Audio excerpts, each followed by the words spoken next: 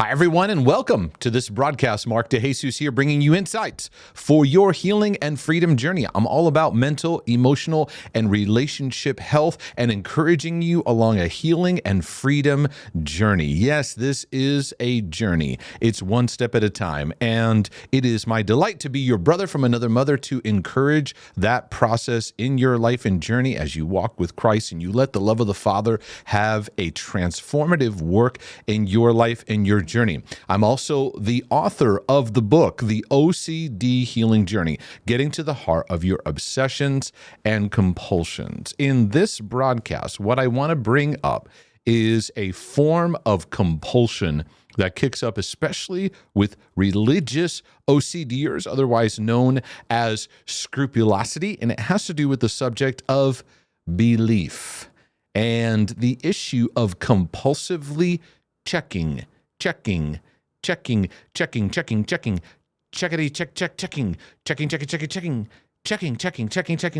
your state of belief. Now, from a biblical perspective, of course, belief or believing is an important aspect of growing and learning along the Christian life. A lot is said in the Bible about believing. But when you have OCD, when you have the influence of obsessions and compulsions, especially within the realms of your faith walk, this area of belief gets off the rails very easily. It can get very easily distorted. And one of the common patterns of religious OCDers is that they compulsively check inside for certain things that are not good or are unhealthy. They're looking for any disturbance, but they're looking at it through a distorted lens. So one of the areas is they're checking for this area called unbelief. And they're looking for making sure that their belief is properly lined up. So this can affect in a number of different ways. A common example, the most common, is do you really believe for your salvation? Do you really believe in the finished work of Jesus Christ? Really, really believe? Do you really believe? Here's another one I run into quite often. Do you really believe that God is good? Do you really, really believe in his love for you? Now, what happens in typical life is we're saying, do you really believe in Jesus? There's nothing wrong with the question. But an OCDer hears, do you really, really, really, really, really, really, really believe? It becomes so intensely magnified that it creates a massive disturbance within them. So it's like, okay, now I really believe. Wait, no. It kind of reminds me of an old comedy routine that Kevin James would do. You can go look this up yourself. I think it's still there on YouTube. Type in Kevin James at the movies. And he talks about sitting there with his wife. He said, I can't go to the movies with my wife because I'll be sitting there in the movie and we're watching this. She's already seen it. He goes, because she sees everything, but she wants to go see it again with me, and she'll elbow him and go, honey, watch this part. And he's like, I am. And she says, she gets frustrated and goes, no, really watch. So he kind of, takes his eyeballs and he goes, okay, now I'm really watching. Okay, I'm really watching. And it's hilarious because it shows the ridiculousness of what's being presented here relationally. Now, we all do that. It's kind of like, make sure you're paying attention to this part because I really like this part and I want you to enjoy it. But the way it gets communicated, he's like, I am watching. No, really watch. And that is a very good example of what happens in an obsessor's mind because they feel their watching isn't good enough and they got to really watch, or in this case, really believe. So then we get into a lot of terms, and I do a lot of joking about this because when we lay out how it works, it kind of plays out the extreme perspectives that come out because there's certain words that can feed into this. Really is one of the big ones. Do you really? Or we can get into fully. And in my broadcast, I talk a lot about, is there a person named Fully that we're all trying to find? I haven't seen Fully yet. Do you fully believe? Do you have fully? Is there some fully? Absolutely is another word. Or sometimes in Christian circles, we can, without a shadow of a doubt, do you know? And then it leads into one of the most famous lines is, do you know that you know that you know that you know that you know? Adding more no's infinitely doesn't help someone make a decision. Do you know that? Do you know?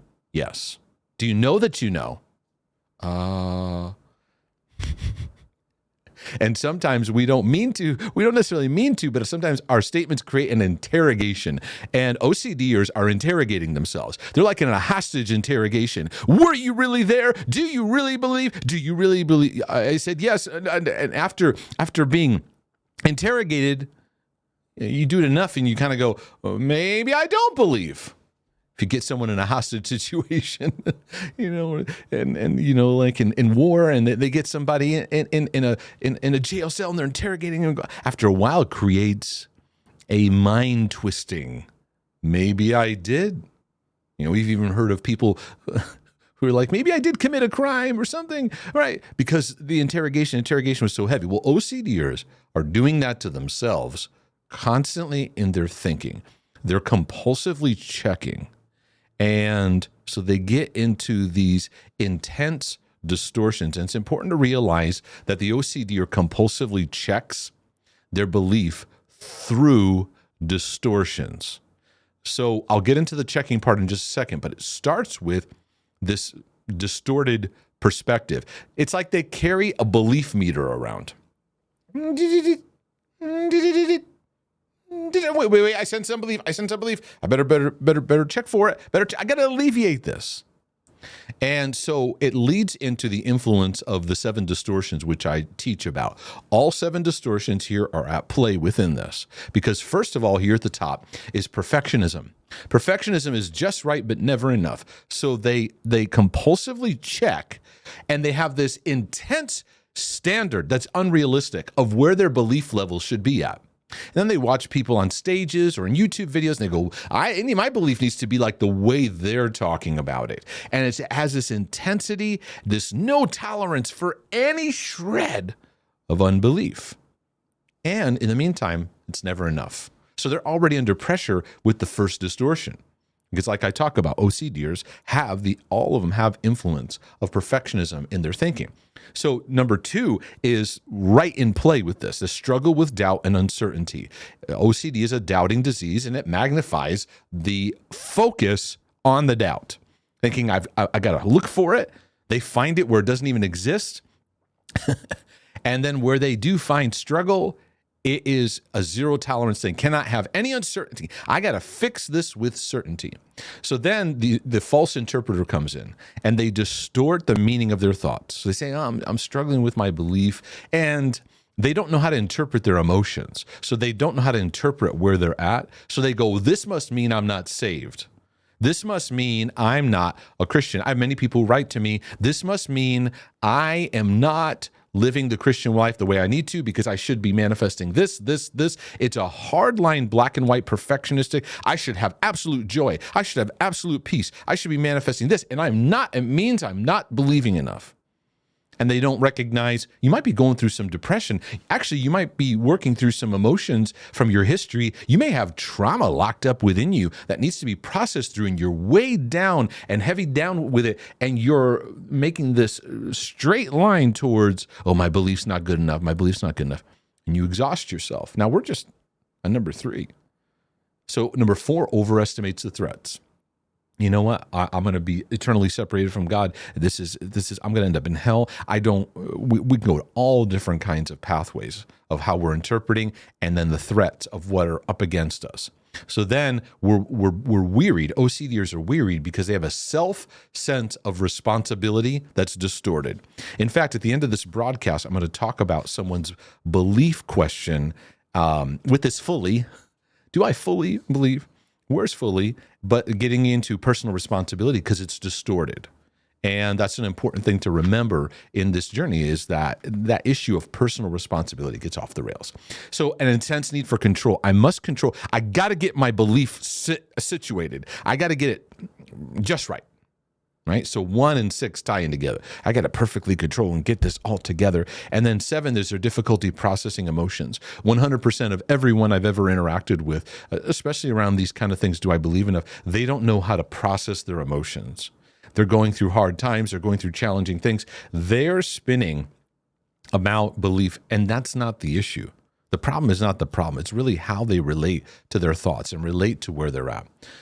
So what we need to understand is this incessant checking thing. And it can go into a lot of different ways. Checking how you feel about God, checking how you feel about another person, checking about how you feel about a certain topic in the Bible. It's a survival trait that's formed in.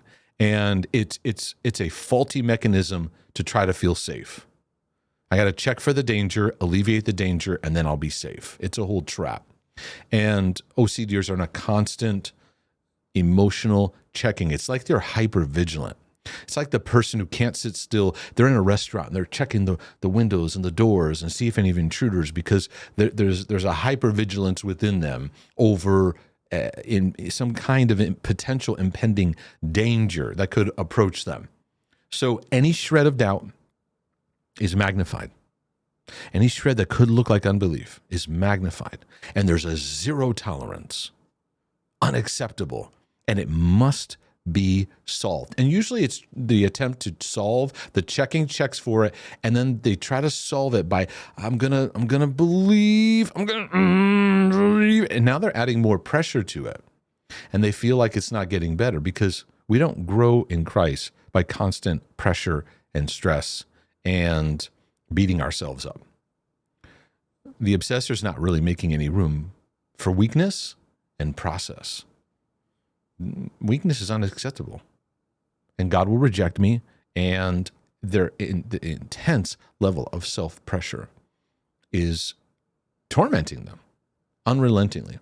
And so the issue for the obsessor is not the presence of unbelief, because everybody has levels of unbelief in their life. I don't care who you are. I don't care how shiny your presentation is. I don't care how great of a preacher you are. You have areas in your life where you struggle with doubt. Everyone, every human being on the planet, every Christian on the planet has levels of doubt they struggle with. You do. Of unbelief, of areas. We're on a journey of strengthening our belief in God's involvement in our life and what he's done for us. So anyways, the issue for the obsessor is not the presence of unbelief, but their compulsive focus on it. So I'm looking, I'm checking, whether it's there or not, I'm still seeing something. And you talk with someone, they go, you need to relax, you need to chill out, you're taking yourself too seriously. You go, no, I must. So now what happens with our brain is the more we focus on something, the more it grows. The more we feed the fear, the more it grows. So, because disturbance is fed by fear and guilt. And so we focus on it, we put pressure on it. And we're wondering why we feel like things aren't getting better. And so what I want to encourage you in is a couple thoughts, and then I'm going to dig into 2 questions that will give me some other pathways to remind you in. And definitely up front, you got to recognize this is an OCD issue if you're relating to what I'm sharing and what I'm talking about here. This is the world of OCD. This is how it influences. This is what it does in scrupulosity. And recognize the distortions are in play, because then those areas are the areas that you need to work on and learn to heal through and work through, not the spinnies that you keep going into. It's important to realize that staring at unbelief never helps.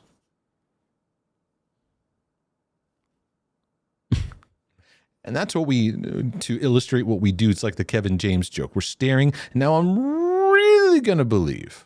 That's not how this works.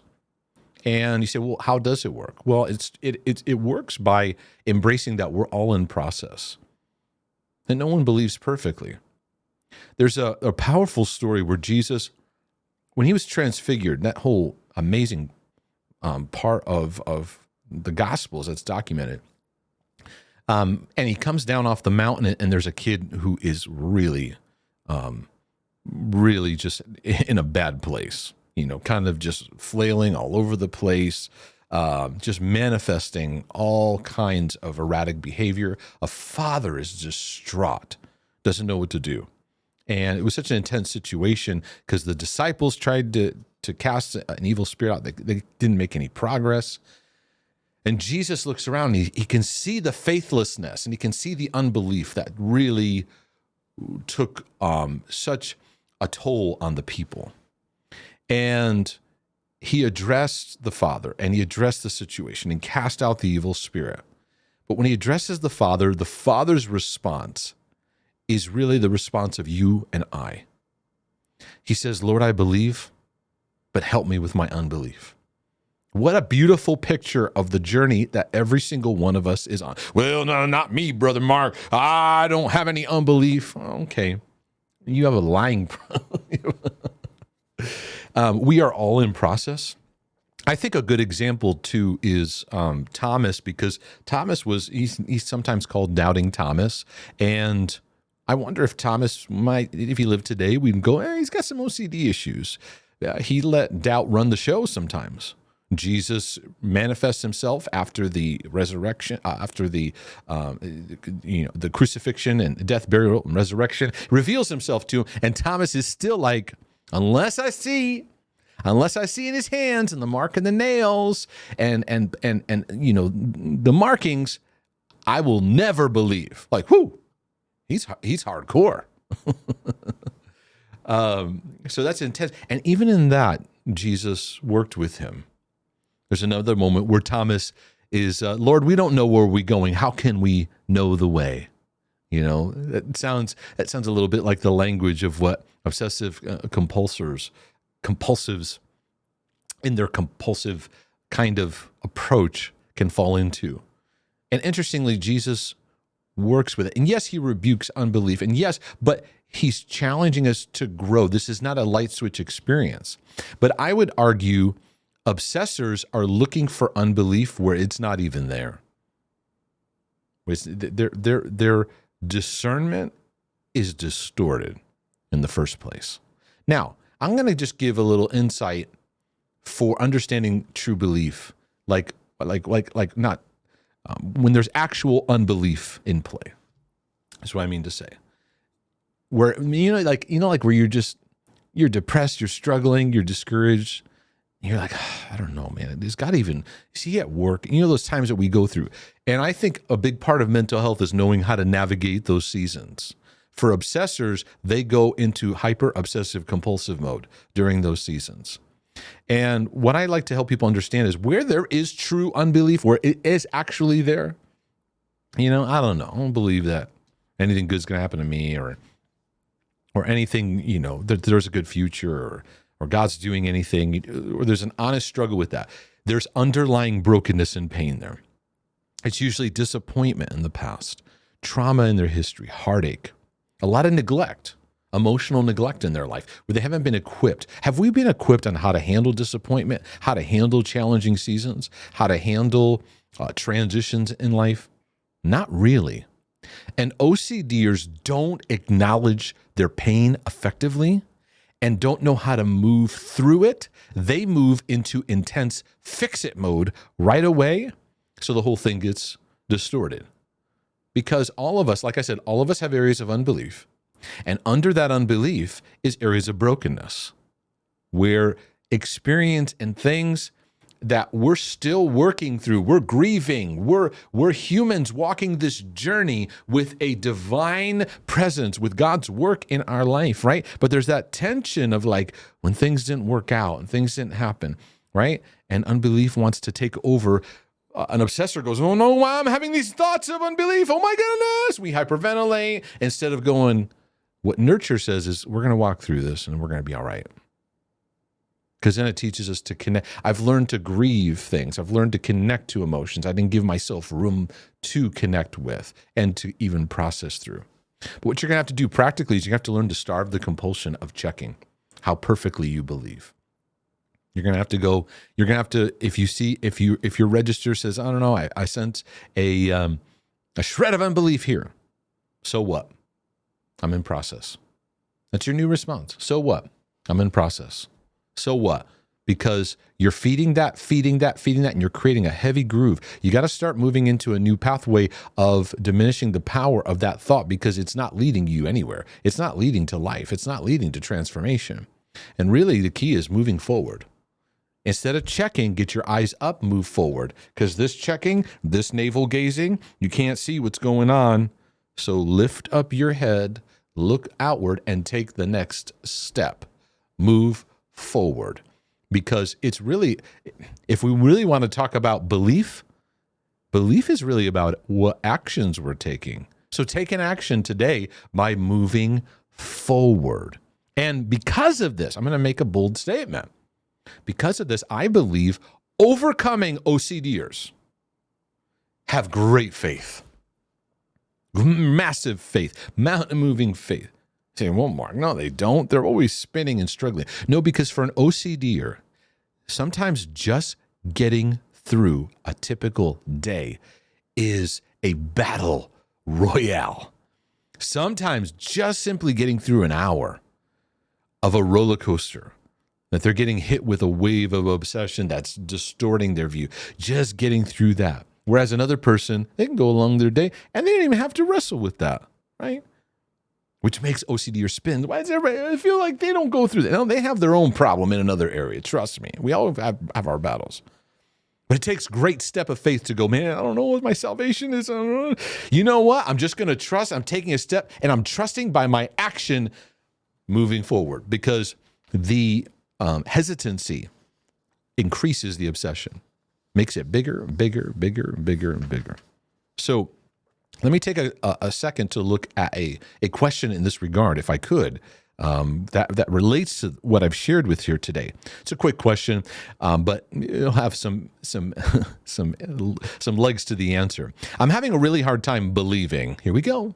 I can see it right there, right away. I'm really having a hard time believing and convincing myself that God is for me and that he wants what is best for me. So right there, we see the obsession and the compulsion.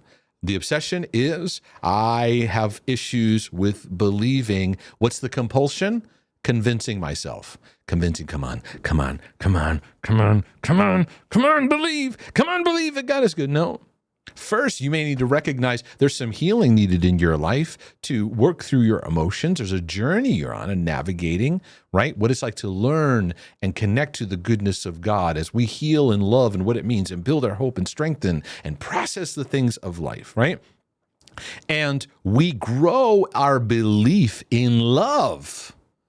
Love, I have a video I did in my What is Love series where I talk about love believes all things. Love actually influences our belief system. And so if somebody is struggling with their belief, they need to be loved on, because love slowly builds up hope, and hope is the substance. Faith is the substance of things. Sorry, I reversed that. Hope becomes what faith grabs onto. Faith is the substance of things hoped for. Right? Yeah. Hope becomes the substance that faith grabs onto, right? I spun in a little wheel there. You get what I mean. And so you say, I'm having a hard time. Any advice for this? Well, stop convincing yourself in the sense, because there's pressure behind it. Come on, you got to do it. You ever try to convince somebody to buy something? What are you doing? You're pressuring them. You ever been sold to? Somebody put a sales technique on you, and you're like, right? What works better is when in relationship you organically build and strengthen in love your belief ability. So that's a good example of it. This next one's a little bit longer, and I'll take a few moments to address it because it kind of gets into the fullies a bit. And as someone who's been introduced to my stuff a few months ago, and I'm trying to pace myself as I go through basically about materials rather than going into research spiral, which is a common OCD compulsion, is researching over disturbances. Now he acknowledges you've touched on the subject in a few videos, so I apologize if this is a retread, but I've been wrestling with this. I'm working through a long journey with mental illness, trauma, and addiction. I'm also physically disabled. This already tells me multifaceted areas that you're working on, and a lot of it is going to involve working through pain of emotions and working through areas of your life that you've been through. All addicts have to work through their emotions effectively in renewed ways. All people who've gone through trauma need renewed training on how to work through their emotions. And in all mental health issues, we got to learn how to navigate our emotions more effectively. In recovery programs and in a lot of Christian support programs, the idea of wanting it, wanting healing, wanting faith, etc., bad enough comes up a lot. You've done videos on it, and I can understand and agree with a lot of it. Okay, let me explain this up front. Personal responsibility is an important issue because no one can want your healing, transformation, your journey more than you. Because if not, what happens is we become codependent with people. We need people to do more work for us. We need them to rescue us. Then we also look at God, and we need God to just kind of like, we have these rescue us kind of prayers. So personal responsibility is very important because it helps us from falling into a victim pattern where, the world is against me. I am where I am because of everybody else. And I have tons of videos and resources on that. But for OCDers, they are over responsible for everything in their thinking and their distortions. So they listen to a distortion and then they take responsibility for it. So it's like Chicken Little, the sky is falling. Well, the sky isn't falling, but it is to Chicken Little. So Chicken Little feels responsible to now tell everyone it's based on a distortion, right? So OCDers have an over-responsible, false responsibility. They see it distorted. And so they lose context when they're hearing on this subject. So that explains where some of this is going to go. But there are other people who seem to take it to an extreme and really overemphasize personal effort and decision making. You could be taking it as being extreme, but you also have to realize too, we are in the body of Christ, and even just in the world in general, we are wrestling with a massive victim mentality that has taken captive over people that have been hurt, abused, traumatized, gone through struggle, that there's a massive neglect that they have, that they easily fall into victim thinking and self-pity. So it's understandable that there are many like, hey, because in many ways it's feeding the faith system of people to stand up today and take a step. But everybody has context, right? So when you hear these preachers, you got to hear context. Who are they talking to? What situation are they talking to? That's important.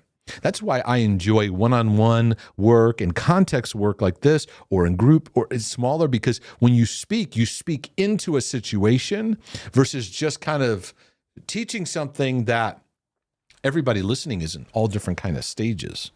There are many that are over-responsible, perfectionist OCDers. You got to chill out. You got to let go of this false responsibility. Then there's those that take responsibility for nothing. They blame, they shame, victim, and they stay in that. Why? It takes discernment. I've sat in testimonies and talks where the speaker has said the point of the story in John 5 is the crippled man has stopped wanting to be well. I don't know that that's the only point of the story. It's among other things, but the question Jesus asked, "Do you want to be well?" is a very powerful question, and I think it helps us to realize the power of decision and taking responsibility. Now, if Jesus was saying, "Do you really want to be well?" and he asked that to an OCDer, OCDers will go, "Do I really? I got to check. Do I really? They have been conditioned to over-checking within, rather than just going, yes, I believe. I want to believe. I want to be well. Even though I have the presence of hesitancy in me, we all have that. A thought comes to my mind when I was a teenager. We did some church work, mission kind of work in the country of Jamaica. Beautiful land, beautiful country. And I remember we would help to church programs and things like that. And when we had a day off, we got to go over to, I can't remember the name. I think it was Negril, Jamaica, where they have these cliff that you can jump off of. And these guys there who you could tell, they live there, and they were like jumping off these 40-foot cliffs, and you're like, whoa. And they're like going from one platform to another, down into, I think it was, if I remember right, it was down into the ocean. And I remember looking at that, and there's two things going on within me. There's the I want to be a strong guy and go for it. And there's the part of me that's like, whoa, I don't know if I want to do this at all. I was very, very anxious. So you have those two thought systems in mind. The obsessor says, until this doubting anxiousness goes away, I can't take a step. So where responsibility comes into play is take a step even though you are afraid. Take a step even though you are struggling to fully believe. Take the step. So I remember standing up there on the platform, shaking within, and I just developed an internal countdown. 3, 2, 1, I'm stepping out. And I've realized in my journey, it's more about the step I take than how I feel about it. There are times where I've taken the step and I've been like 90% doubting and afraid. Sometimes feeling like 99%. Sometimes feeling like I'm almost 100% doubting and afraid, because it can overwhelm you. And when you move out of your compulsions, you can feel like you're going the wrong way. You're doing the wrong thing. All this, yeah, but. What about? Are you sure? Are you fully? Where is fully? And I remember just taking the step and taking the leap, and it being one of the most amazing experiences of my life. But I also watched people who checked. They never just took the step. And so they just watched as many people took steps, but didn't get to participate in it. And what I want to do is invite you to jump in with the journey by just taking a step. I'm not telling you jumping off cliffs, because it's really not about jumping off a cliff. But the first step away from your compulsion feels like you're jumping off a cliff. It's a bit like, to use another analogy, like Indiana Jones back in the Last Crusade, where he takes a step of faith out, right? And didn't realize there was a platform there the whole time. And then after that, he puts the dust out and the sand so he can then see, or I forget, whoever else was going to walk on it, to be able to walk back over it. And I want to acknowledge that it feels like that. So the focus of the story is not just that when Jesus asked that, but it is an important question we all need to ask. It's more nuanced than that, because the guy struggled with unbelief and Jesus healed him anyway, right? So there's many facets to what was happening there. I never want to run from responsibility. I've been on this journey for a long time. It's slow and discouraging and often lonely. I understand. So much of the time I feel overwhelmed, confused, and further discouraged by people telling me first and foremost that I can do nothing on my own and that I'm entirely helpless without God. That is a distorted statement to an OCD mind and to a lot of people's mind.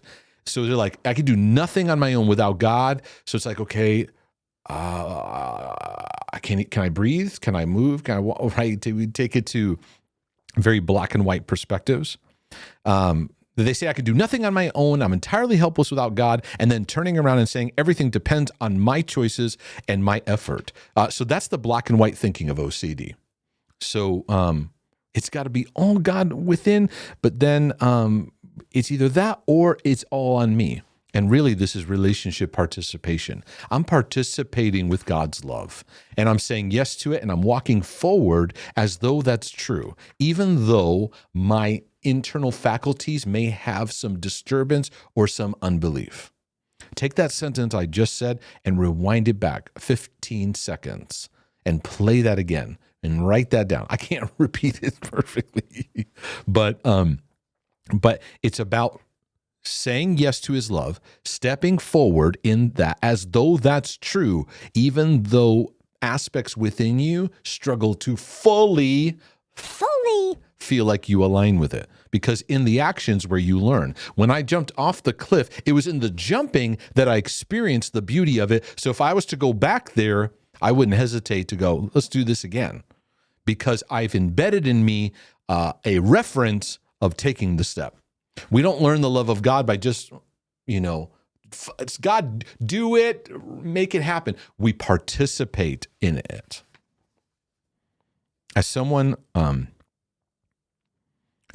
only recovering from what I've mentioned above, but as someone with a history of spiritual trauma and fear-based doctrine, that to me is the bigger concern. You talk about the problem not being the problem, the trauma you experience. I get a sense that you've been under some spiritual abuse, maybe some legalism. So a lot of that stuff follows you. And one of the manifestations of spiritual abuse or being under cult-like kind of environments is the guilt and shame that gets put back on us. We're always doing something wrong. It's always about something that we didn't do right. It can be paralyzing, you said. Like if I really wanted a rich relationship with God, I would have it. Ergo, I must not want it bad enough. That is the toxic interpreter. That you don't seem to have a rich relationship with God, and if you want it, you would really have it. You don't have it, so you don't want it bad enough. That's a whole, we got to just fire that interpreter and realize that your heart is needing some healing. Because love has a way of grounding and balancing out subjects in our life. Because love invites the grace of God, and we relationally grow on a journey. So here goes fully.